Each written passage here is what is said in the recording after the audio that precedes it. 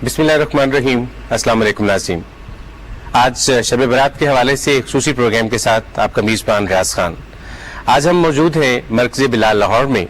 हमारे साथ मारूफ आलमदीन हज़रत अल्लामा हाफिज़ मोहम्मद शफ़ाअत रसूल मौजूद हैं। हाफिज़ साहब अस्सलाम वालेकुम। वालेकुम अस्सलाम वरहमतुल्लाह। आपके साथ साथ मुझे शुक्रिया अदा करना है इन मुख्तलिफ शुबा ज़िंदगी से तशरीफ़ लाने वाले इन ख़वातीन और हज़रात का। आप सबका भी बहुत शुक्रिया कि आज इस प्रोग्राम में आप हमारा साथ दे रहे हैं।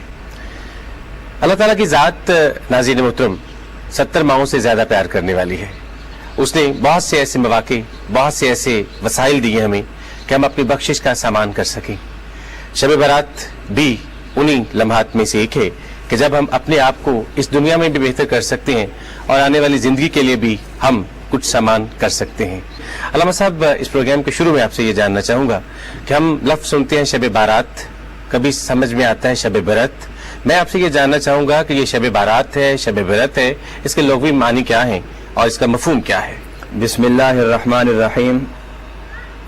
इन्ना अंज़लनाहु फ़ी लैलतिन मुबारकतिन इन्ना कुन्ना मुनज़िरीन फ़ीहा युफ़रक़ु कुल्लु अम्रिन हकीम।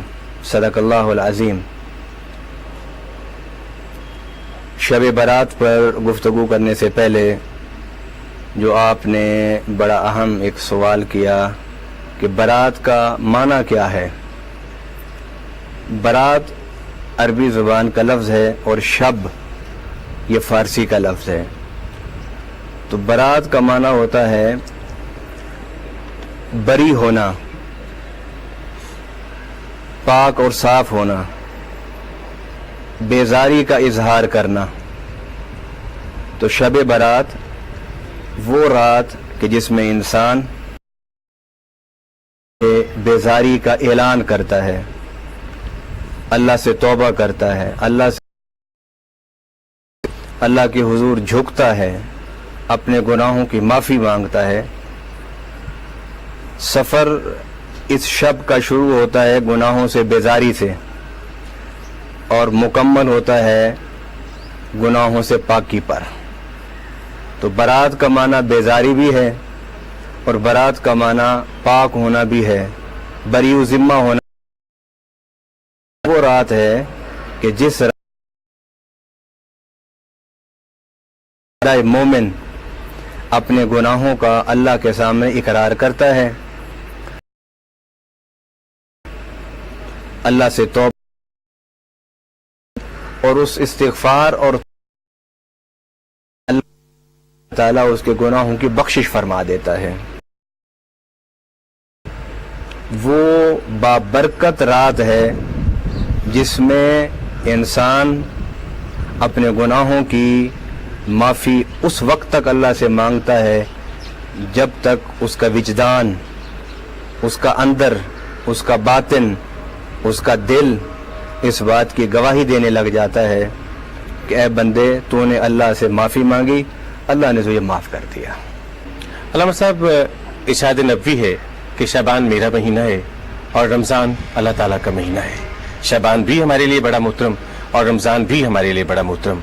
आपसे ये जानना चाहूँगा कि अहादीस नबवी के हवाले से, हुज़ूर करीम सल्लल्लाहु अलैहि वसल्लम के इरशादात के हवाले से आप ये फरमाइएगा कि क्या कुरान और सुन्नत में इसकी फजीलत किस हद तक बयान हुई है शब बारात के हवाले से? माह रमज़ान में लैलतुल क़द्र ये तो एक मुसल्लमा एक फ़िक्र है, एक सोच है मुसलमानों के दरमियान। मगर मुसलमानों में कुछ लोग शब बारात फजीलत और इसकी बरक़ात से नाआशना है। लैलतुल क़द्र का जिस तरह जिक्र है कुरान पाक में, इन्ना अंज़लनाहु फ़ी लैलतिल क़द्र, और ये लैलतुल क़द्र रमज़ान के महीने में है जिसे अल्लाह ने अपना महीना कहा है। इसी तरह कुरान पाक में अल्लाह ताला ने फरमाया इन्ना अंज़लनाहु फ़ी लैलतिन मुबारका, कि हमने इस कुरान पाक को उतारा लैले मुबारका में, बरकत वाली रात में। मुफस्सिरीन किराम का इस बात पर इत्तिफाक है, बिलखुसूस वो मुफस्सिरीन कि जो तसव्वुफ की तरफ रुझान और झुकाव रखते हैं, वो मुफस्सिरीन कि जो علوم ظاہریہ کے ساتھ علوم باطنہ پر، علوم باطنیہ پر عبور رکھتے ہیں، انہوں نے اپنی کتب میں، اپنی تصانیف میں، اپنی تحقیق میں جس طرح لیلۃ القدر کو رمضان کے حوالے سے بیان کیا، اسی طرح انہوں نے شب برات لیلہ مبارکہ کو شعبان میں بیان کیا۔ نبی پاک صلی اللہ علیہ وسلم کا ایک فرمان ہے، آپ فرماتے ہیں کہ سال میں 4 راتیں ہیں کہ جن میں اللہ تعالیٰ خیر، برکت، مغفرت کے دروازے کھول دیتا ہے۔ 4 راتیں، ان میں پہلی رات فرمائی کہ بقرہ عید کی رات، دوسری رات عید الفطر کی رات، تیسری رات نصف شعبان یعنی شعبان کی 14 تاریخ، اور اس کے بعد آنے والی رات نصف شعبان، اس میں بھی اللہ تعالیٰ رحمت و برکت اور مغفرت کے دروازے کھول دیتا ہے۔ اور چوتھی رات عرفات کی رات، عرفات کی رات ہے۔ نبی پاک صلی اللہ علیہ وسلم کا متعین فرمانا کہ شعبان کی نصف رات، اس میں اللہ تعالیٰ رحمت و برکت کے دروازے کھول دیتا ہے، اور اس حدیث کو علماء کرام نے، مفسرین کرام نے قرآن کی اس آیہ مبارکہ انا انزلناہ فی لیلۃ مبارکہ، اس کے تحت بیان فرمایا ہے۔ اب آئیے،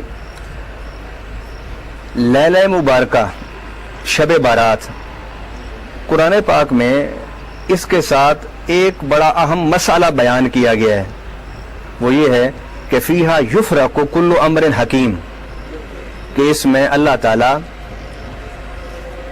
بڑے حکمت و دانائی کے ساتھ بڑے بڑے فیصلے فرماتا ہے۔ رسول اللہ صلی اللہ علیہ وسلم سے جب پوچھا گیا کہ اللہ کیا فیصلے فرماتا ہے، تو آپ صلی اللہ علیہ وسلم نے فرمایا کہ اللہ رب العالمین اس رات آسمان سے رزق اتارنے کا فیصلہ فرماتا ہے، دوسرا یہ کہ زمین سے روحوں کا آسمان کی طرف جانے کا فیصلہ فرماتا ہے، اور تیسرا فیصلہ کہ جو عالم ارواح سے جو روحیں زمین پر اترنی ہوتی ہیں ان کا فیصلہ فرماتا ہے۔ گویا 3 فیصلے اللہ رب العالمین اس رات فرماتا ہے، کس نے دنیا میں آنا ہے اور کس نے دنیا سے جانا ہے، اور انسان کے رزق کو اللہ تعالیٰ آسمان سے اتارتا ہے۔ نبی پاک صلی اللہ علیہ وسلم کی اس فرمان کو حضرت عائشہ الصدیقہ رضی اللہ تعالیٰ عنہا نے نقل کیا ہے۔ گویا حضرت عائشہ الصدیقہ رضی اللہ تعالیٰ عنہ کا رحمت للعالمین صلی اللہ علیہ وسلم کے اس فرمان کو نقل کرنا، یہ اس بات کو ظاہر کرتا ہے کہ یہ رات کوئی معمولی رات نہیں ہے، اور یہ ہو بھی کیسے سکتا تھا کہ اللہ تعالیٰ نے جس مہینے کو اپنا مہینہ قرار دیا اس میں تو ایک برکت والی رات وہ اللہ رکھے، اور جس مہینے کو حضور نے اپنی طرف منسوب کیا وہ رب اپنے حبیب کے مہینے میں کوئی ایسی برکت والی رات نہ رکھے۔ نبی پاک صلی اللہ علیہ وسلم نے فرمایا کہ اس رات کو مغفرت میں وقت گزارا کرو، بخشش کی دعاؤں میں وقت گزارا کرو۔ حضرت عائشہ الصدیقہ رضی اللہ تعالی عنہا سے روایت ہے، آپ فرماتی ہیں کہ یہ اس رات کو حضور صلی اللہ علیہ وسلم میرے پاس تھے، آپ ان کے ہاں آرام فرما تھے، تو اچانک حضرت عائشہ الصدیقہ رضی اللہ تعالی عنہ فرماتے ہیں کہ میری آنکھ کھلی تو میں نے حضور کو اپنے بستر میں نہ پایا، تو میں اٹھی، میں نے حضور کو تلاش کیا، دائیں بائیں دیکھا، لیکن حضور مجھے نہ ملے۔ اب یہاں حدیث 2 حصوں میں تقسیم ہو جاتی ہے۔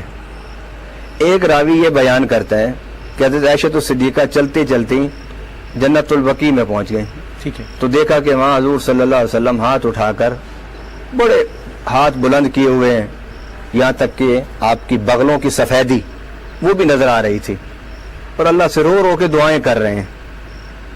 دوسری حدیث میں یہ ہے کہ عائشہ الصدیقہ فرماتی ہیں جب میں کمرے میں حضور کو تلاش کرنے لگی کہ حضور تو بستر میں تھے، تو میں جب اٹھی تو میرا پاؤں